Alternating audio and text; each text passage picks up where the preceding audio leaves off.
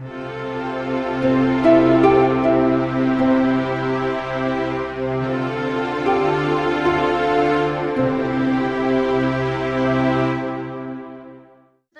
between the picket lines. This is the Genesis of Conception with me, your hostess, Rebecca David. Now, as I promised you guys last weekend, this weekend, you'll notice there's another human with me. He is the first of my guests and the first ever on this channel. So that's super exciting. So he's the first of the guests for this video and also the first ever on the channel. You should feel honored, sir. I am honored and excited. And excited. That's the bigger, more important portion. Hopefully y'all are psyched as well, because this is my first ever unscripted interview for this particular topic. Today we are going to be discussing men in the pro-life movement. Now, our wonderful guest numero uno here, this is Gregory David, and if you're listening to that last name and saying, wait, David, if you couldn't already tell, this man is my father. Now, a very important side note here. I don't believe what I believe because he told me I had to. In fact, there have been many, many times where he got quite frustrated at how long I took to do my own research on whatever the topic might be. Anyone who's raised children will understand that. So I came to all of my own conclusions on my own time, and he just helped be a guider along the way. Give me a guiding rod for all the fun stuff. That's what parents do. There you go. So, the other really, really interesting part of this, he has no idea what questions I'm about to ask. Should get very entertaining. I'm ready. All you gotta do is be honest. So y'all are about to see some fantastic information, or hear some fantastic information, as it were. So, the very first question... Or at least be entertained. Or at least be entertained. It's gonna be cool one way or the other. So, first question for you. When did you first become aware that there even was such a thing as being part of the pro-life crowd or part of the pro-choice crowd? When did you make that realization? I couldn't give you the year or my exact age. Let's just say I was young, 10-ish, plus or minus. And the way it came to be known to me was through my mother. So I don't remember exactly the election. I think it was a vote that was coming up in Texas, raised here in Texas, born Texan. And it was for the governor. And the Democrat governor was for abortion. So it was pro-abortionist. And then the opposition, the Republican, was pro-life. Now, I was raised in a family that was Democrat, all Democrat. Yeah. Now, you have to understand that the Democrat in the small farming community that I came from, it's not the Democrats of the day. It's not the crazy pants commies that you see today that don't know the difference between a boy and a girl. That's not who they were. They would have been more like JFK Democrats, who, by the way, was anti-communist and pro-life. Which is important. Say that again, because I've talked to people who don't know that. Yeah. John F. Kennedy, who was, of course, Democratic president in the early 60s, was pro-gun. So he was pro-Second Amendment, he was pro-life, and he was anti-communist. He was actually assassinated by a communist for being anti-communist. So, but that is the branch in what it came from, whence their politics came. Time moves a little slower in Granger, Texas. Yes, it does. That is true. So my grandpa, my dad, all of his very hardworking friends were all Democrats. They voted Democrats because they were farmers, and all the different farming associations leaned on the Democrats who held their cause in Congress. And my father also worked for 50 years in the steel industry as a crane millwright. So he was part of the Steelworkers Union, and the unions from the 50s and 60s, when he would have been coming of age, were all Democrats as well. They took up that cause. And so they were a Democrat for that reason. So just to be clear, for those who may not know, were the Democrats at that time staunchly pro-choice, or did that come later? I haven't traced when the Democrats became the murderers that they are now. I couldn't tell you when that happened. But I can tell you that the Democrat Party that was the party that my father was raised in, so to speak, was not pro-abortion. They were pro-life. They weren't for the murder of babies. So your father being... But this would have been somewhere in the 80s, mid-80s, this particular event that I'm relating.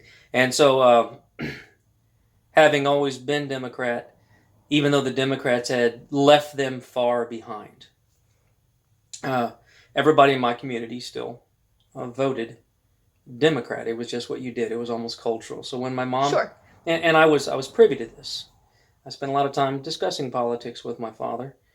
And so whenever my mom went to go vote for this particular election, and she came back, and I was like, who'd you vote for? And she's like, well, I got right up to the point of pulling the lever, and I realized that the Democrat was a pro-abortion Democrat, and I couldn't pull the lever for someone who would kill a baby. So I voted Republican. At the time, I didn't really understand pro-life or pro-choice. I was just the first person I'd ever met who admitted voting Republican. Yeah. Voting conservative. But that stuck with me. You know, you have, when you get to be my age, I'm 50, you have flashes of a lifetime that seem to stick with you forever because they shape who you are. That was one for me. Now, that put the question in my mind. And that was when I began exploring it. So basically, from my earliest memories of what are politics and where does abortion play into our country, pro-life. Because... Oh, that's coming. That's coming. Don't you I worry. will hold that I got you. for whatever ambush question. Boom! Like this one. It's sure to follow. So, the quick recap version. Y'all wonder where I get my tendency to talk a whole lot from? This guy right here.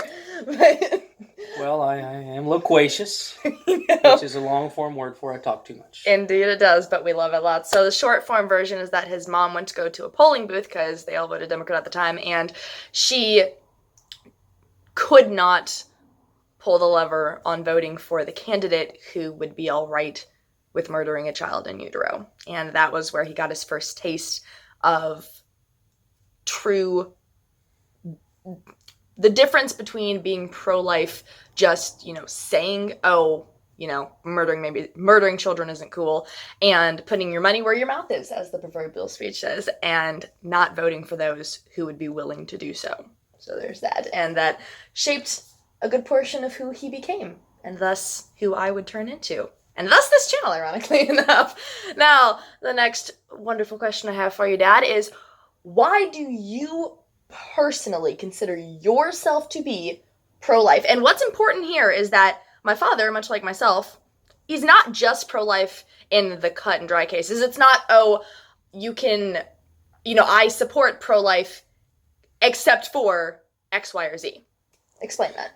Let's dispense with the silly preambles that often start an answer to this question.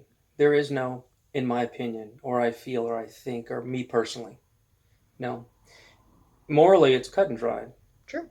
There's only one question that matters, and that question is, the child in a mother's womb, is that a human being? Is that a person? If that is a person, then to murder that person, to take that person's life, is murder.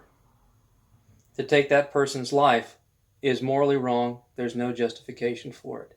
Abraham Lincoln once said that if slavery is not wrong, nothing is wrong. Well, I go you one better. Abortion by far is worse than slavery. A slave, though he lost his freedom, perhaps he could gain it in the future. He didn't lose his life. To take someone's life is to take everything. Is to take all that they could have been and they could have contributed. If abortion isn't wrong, if the murder of a baby is not wrong, then nothing is.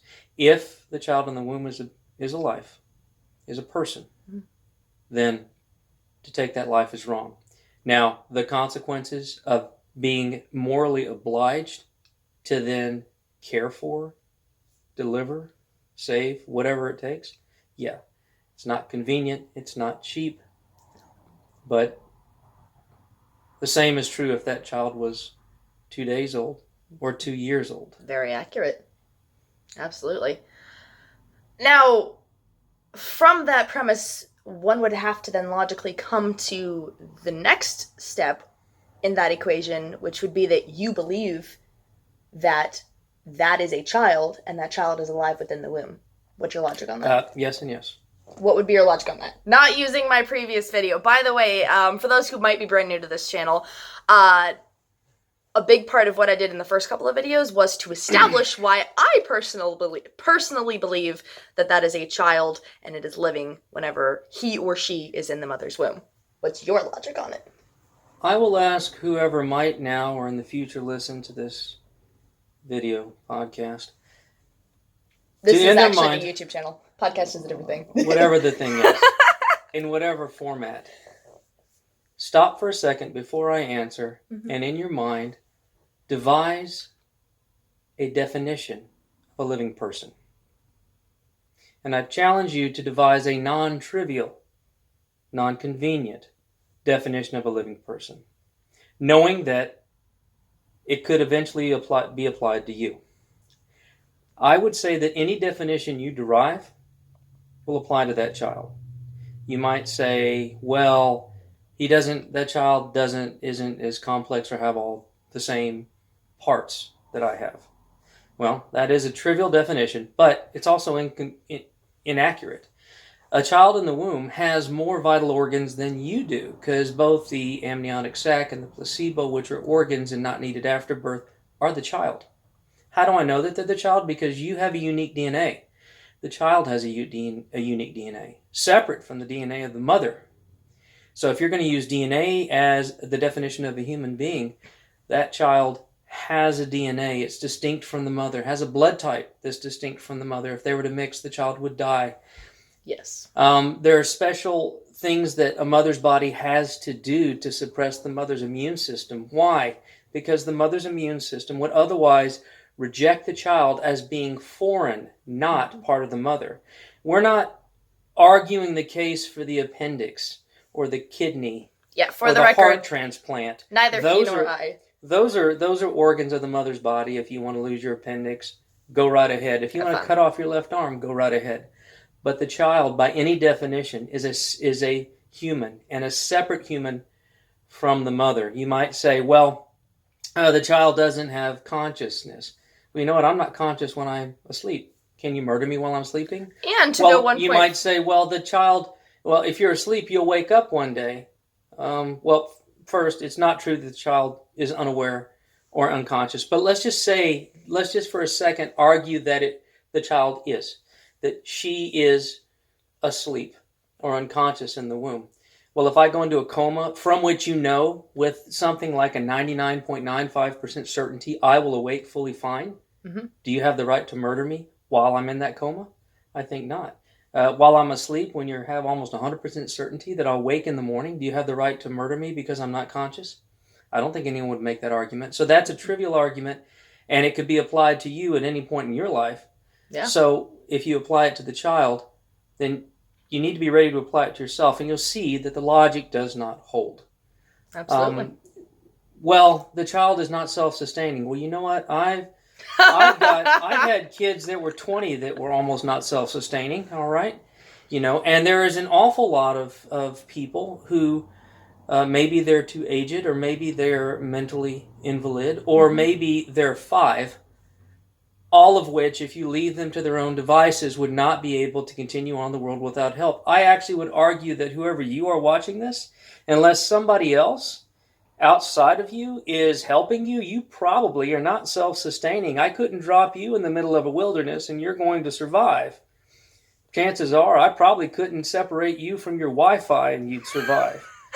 So ability to survive, being a test of viability, is not only trivial, it is gruesome in its ignorance.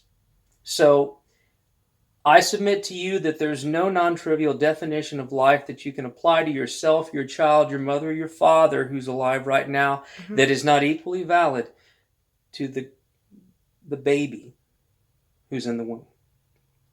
Thus, to take that life is wrong. It's murder, immorally incomprehensible to me. I completely concur. And there's actually, if you would like further proof of all the things he has just outlined, I do exactly that in the first couple of videos that I've already done for this series. So if you'd like to go and check up on that to make sure that what we're saying is accurate, it's already all there for you. Hoo-yah. Now, the next really interesting question that I have for you is, it's all fine and good for me personally, or for you personally, to say I would never consider the thought of an abortion, me as a woman or him as a person with a wife, how do you justify telling any other human being that it is wrong for them as a person to do what they wish with the child within? Well, let's do a thought exercise for a second. Love those. Let me remove the question of taking a baby's life in the womb. Okay. We'll set that aside. I would never consider murdering someone in their sleep by stabbing him in the heart. Okay. Solid. Right? It would be wrong for me. Mm-hmm. Is there anyone watching this channel that thinks that it would be fine for them to murder someone? I would never break into your house and steal your jewels from the safe. Does that only apply to me? It's wrong in all cases for all people to murder, to steal. I would never personally take bribes if I was an elected official, nudge, Washington, and corrupt my judgment or tailor my legislation to fit whatever you paid me to do. I think that would be wrong. Well, you see, the thing about morality, about right and wrong, it's objective. It's not like it only applies to a single person. Now, back to the question of the child.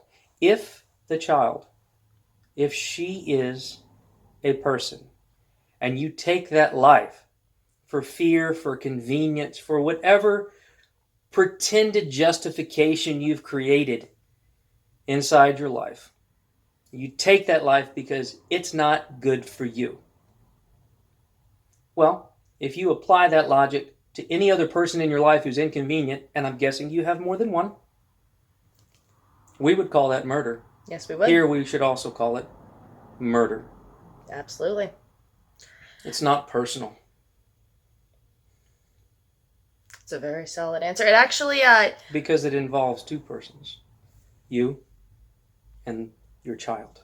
Yes. And looping back around to what you had said earlier on, it loops back around to the concept of what you do with your own self. I personally couldn't care less about. That's completely up to you. What I do with my own personal self is completely up to me. If I want to do something unhealthy, that's my choice to make. As long as it's not, like, for me personally, I would do. And even that, there's a limit. Yeah, right? And even there is, I was about to say, even the law says I can't take illegal drugs. If you have an irresistible urge to start slitting your wrist, we're going to put you in a place where you're not able to slit your wrist. Exactly. So even your ability for self-harm, we assign a moral equivalence to. Yes. There's a moral judgment society should make to protect. All society is doing is trying to create laws to protect those who can't protect themselves. Correct. And if you really, it takes all 2 seconds to narrow this down to the thought process of who is less able to take care of themselves than the child in the womb? Who is more reliant? You've got the abortion lobby, especially Planned Parenthood. Planned Parenthood, no matter what they say, no matter how they advertise, they are in the business of one thing: the murder of babies for profit. Yep. Now, it's not just for profit. They have a deeper, darker, more evil side to them. But at least which I got into in the last video in this series. If you don't believe me, go check that one out. But they have any number of billions of dollars. They have the full support of almost the entirety of the media and at least half of Washington to scream and to holler and to support their desire to murder as many children as they can. The reason that child in the womb, the reason that they're dismissed is because that is the person in society who has the smallest voice. They have zero voice.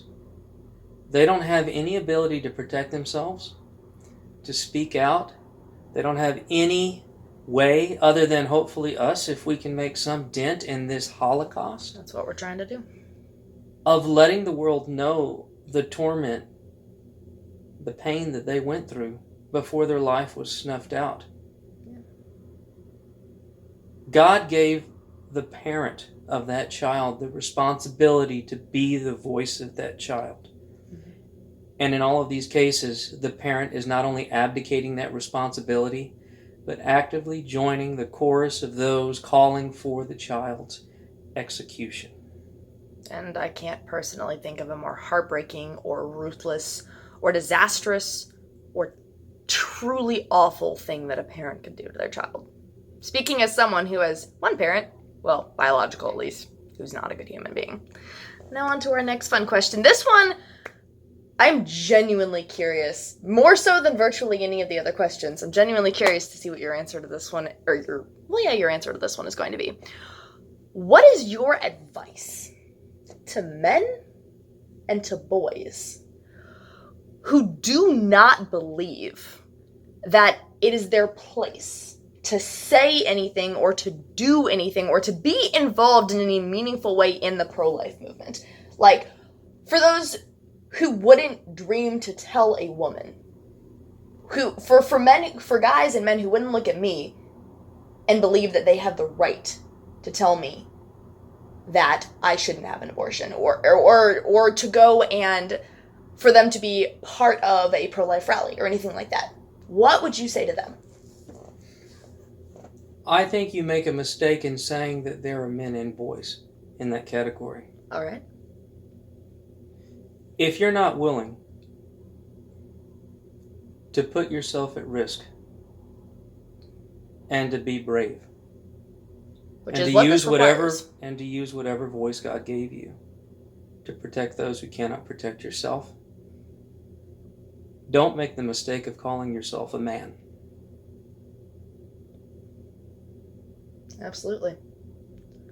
Just as the fact that you're not a woman has nothing to do with whether or not it's right for you to protect those who cannot protect themselves. That is what we're called to do as men. And that's all I got to say about that. Totally fair. Now, here is one that I've been looking forward to asking you since you agreed to do this video. And keep in mind, y'all, he has no idea that I'm about to ask him this question. In your opinion, what is the singular biggest lie that you hear regarding the pro-life movement? And why do you count it to be a lie? The single biggest lie is that this is a discussion of women's health. Excellent point. Excellent point. Why? This is not a question of women's health. You know, women who are pregnant, perfectly healthy. And it's quite natural to be so. Women who give birth, perfectly healthy. Mothers, perfectly healthy. I have 7 children. I understand this. Abortion is not about women's health. It's not about women's health care. It is a process by which 2 people go into a clinic and 1 person leaves. Anything else is a red herring. It's a distraction. It's a squirrel to get you to look the other way, that you can pretend as though you have some moral justification, you have some cause that will give you cover to murder someone who is inconvenient to you. That is a very good point. And that's, as a woman, I just want to emphasize that just a little bit further. It is the greatest gift that we have been given by our Creator. He will never know what it is to grow a child within his body, to feel everything that happens as that child goes from the smallest stages of development to being a fully fleshed out, born, being held in his arms for the very first time ever on this side of the womb. He will never know what that feels like. He doesn't get that special bond that a woman has with her child, that I'm going to have with my future children. Let me throw out something else that is also, let's just say, tragic. Mm-hmm. Something that is tragic. There are any number of women who bought into the lie that the abortion industry is selling long enough to have participated in taking the life of their child and are tormented for the rest of their life. Yes. By the knowledge that they participated in that execution. There are also a number of those women who, as a complication cannot have of any what they did, sorry. will never know what it is like to have a kid. Yeah. There are other women, I know, whose stories I've heard, who they, in life later on, were unable to have kids. They kept having miscarriages and can never escape asking themselves the question, what if? Did my actions in killing my first child make it impossible for me now to be a mother? And if so, is that God's judgment on me? And if so, was he right? Do I agree with him? Imagine the rest of your life having to wrestle with those kinds of thoughts in your head. And that's not me saying it. That's not anyone putting it in their head. That is what in the middle of the night when they wake up and they can't sleep and they're thinking about this thing that they cannot participate in as a woman and saying, did I do this to me? And worse, did I do this to them? So just that tragedy alone should make you despise the abortion industry. Absolutely. Just please understand, and I've covered this in a previous video as well, please understand, women out there, we're not creating this video, and I don't have the rest of the videos on this channel to necessarily make, hurt you. There will be a feeling of pain. There should be a feeling of remorse. That's a proper response to recognizing the atrocity that is abortion. However, our love for you far outweighs anything else. So many women who I know personally don't comprehend what abortion does, the aftermath of it, the fact that the baby is going through things we wouldn't even put death row inmates through. There are so many ramifications after for the rest of that woman's life. We just want you to know the truth. I want to throw out a warning and an invitation. In philosophy, there are a lot of attempts to define hell. One that I heard recently on a discussion with Dr. Jordan Peterson, and I don't remember, it probably was Solzhenitsyn who came up with this definition, but one definition of hell was to be constantly in pain and to be in a society that made it wrong for you to admit that pain. So first, the warning. If you're contemplating taking the life of your unborn child, don't do it, because primarily, look what you've done to your own child. But if that doesn't move you, this is what you're signing up for the rest of your life. You may escape. You may get away with it in that nobody knows what happened. But you cannot escape your own thoughts. You cannot escape judgment, even the judgment you put on yourself. But once you're on the other side of it, all of those who smiled and slapped you on the back and encouraged you on this path, they will not allow you to acknowledge when you are suffering and in pain for the thing that you did. They will not allow you to acknowledge your own pain. You will be considered reprehensible for admitting your pain. And that'll place you in a special kind of hell. Absolutely.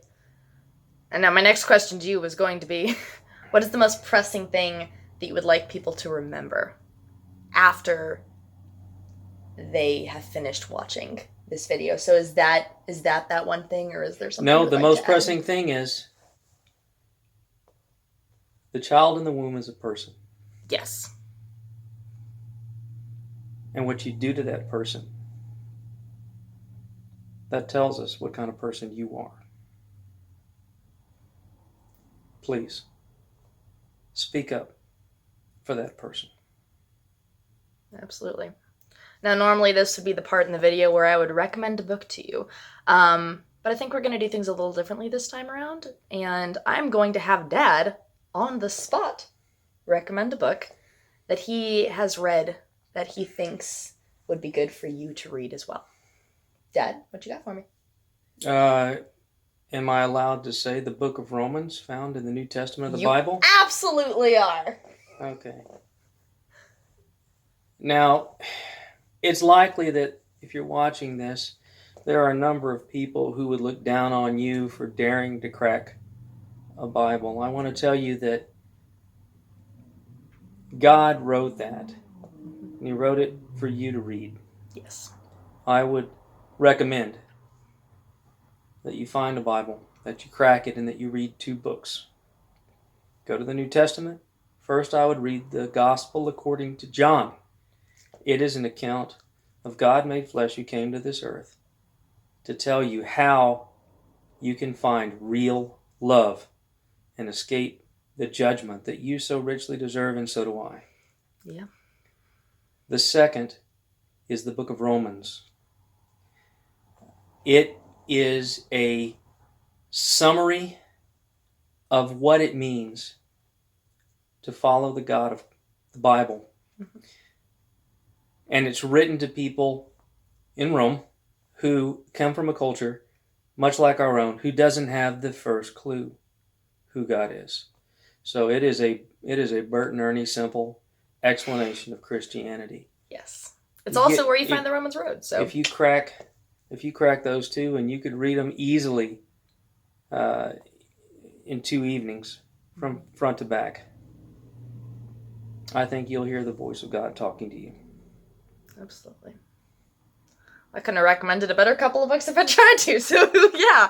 Now, I'm so happy I have another pioneer in the space between the picket lines here with me on this video, because this is the point in the video where I tell you, if you are a person who is finding yourself in an unexpected pregnancy, or maybe even an unwanted pregnancy, or maybe you want to keep your child, you just have no idea about resources or anything like that, I've got the answers. I can help you. All you have to do is reach out to me. You can find me on Facebook under Bex David. That's BEX. You'll find the spelling somewhere above.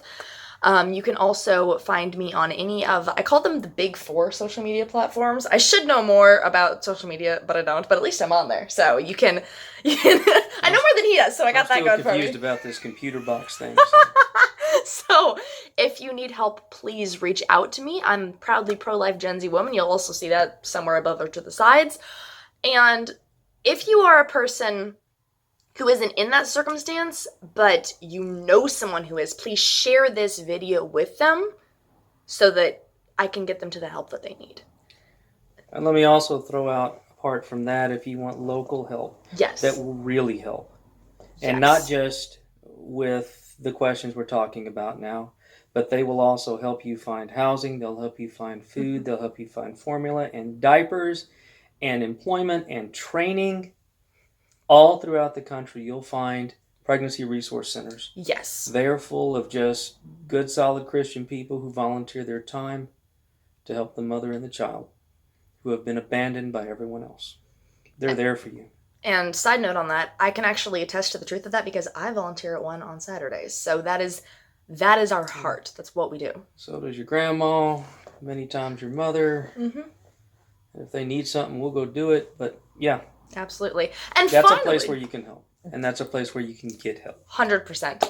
And finally, if you are like my father and I, and you want to help, You want to step in. You are ready to say, I will be a person in the space between the picket lines, and I just want to see the end of abortion. We don't want to just make it illegal. We want to make it unthinkable. There will come a time when future generations will look back with as much disgust on the abortion industry as our current generation looks back with disgust on the institution of slavery. Absolutely. When that time comes, I want you to have been on the right side of that discussion. Yes. And if you're ready to make that commitment, come find me. I can help you out. Until our next video, I don't remember quite off the top of my head what it is, but I will link it somewhere so you know. Please remember, you are precious. Above all else, the reason that we're sitting here, and the reason Dad recommended not one but two books of the New Testament, you are precious and treasured in the eyes of our Savior. That's the first and foremost thing. It doesn't matter who you are. It doesn't matter what your past looks like. It doesn't matter what things you're currently doing dumb. You are treasured and precious in the eyes of the Lord of all creation. Please live in that knowledge. And if you are not yet saved, holler at me. I can help you figure out how to make that happen. Go to a local church. Got plenty of cool options for that as well. There's no greater relationship you will know on this planet. Sitting here as a mother and father, daughter-father duo who have a pretty solid relationship.